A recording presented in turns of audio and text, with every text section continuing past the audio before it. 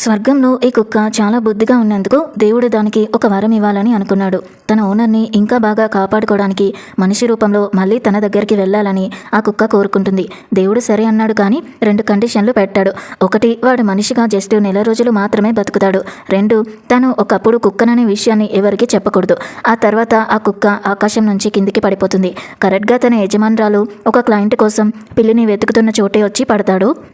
అప్పటికే వాడొక అందమైన అబ్బాయిలాగా మారిపోతాడు. ఆ అమ్మాయి వెంటనే అతన్ని పక్కకి నెట్టేసి, నువ్వు ఆకాశం నుంచి ఎందుకు పడ్డావని అరుస్తుంది.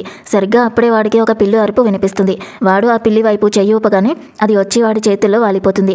ఆ అమ్మాయి వెతుకుతున్న పిల్లి కూడా అదే. తను ఆ పిల్లిని తీసుకుని వెళ్దామనుకునే లోపు ఒక పెద్ద కుక్క అడ్డం వస్తుంది. వాడు వెంటనే తనని తన వెనక్కి లాగి ఆ కుక్కతో దాని భాషలోనే మాట్లాడతాడు.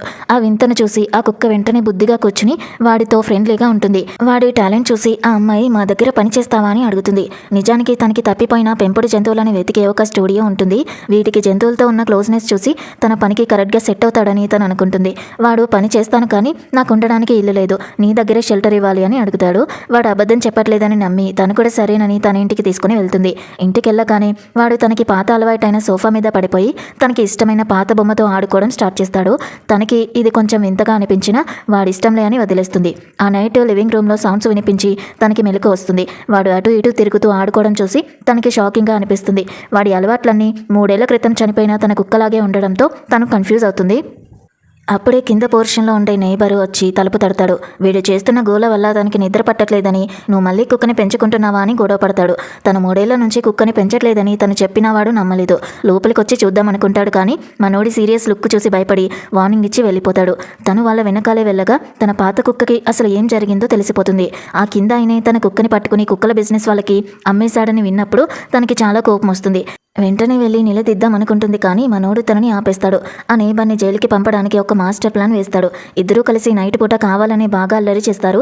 ఆ గొడవకి పక్కింటి ఆయన నిద్రలేచి మళ్ళీ పైకొస్తాడు. కానీ వీళ్ళిద్దరూ అప్పుడే నిద్రలేచినట్టు యాక్టింగ్ చేస్తూ తామేం చేయలేదని చెప్తారు. వాడు వెళ్ళాక మళ్ళీ గోల స్టార్ట్ చేస్తారు.